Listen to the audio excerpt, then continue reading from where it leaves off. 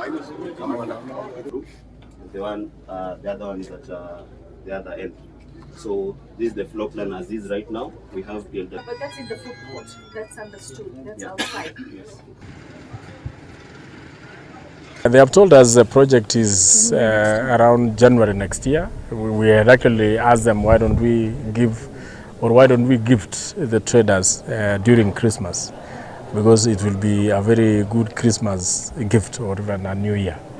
But the progress is good. We also don't want to rush them because we want them to do a very good job. But we will be back here to ensure that we commission and hand over the keys.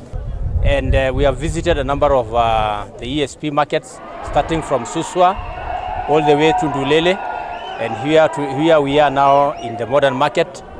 And we want to thank the national government through His Excellency William Ruto, His Excellency Governor Ndutu.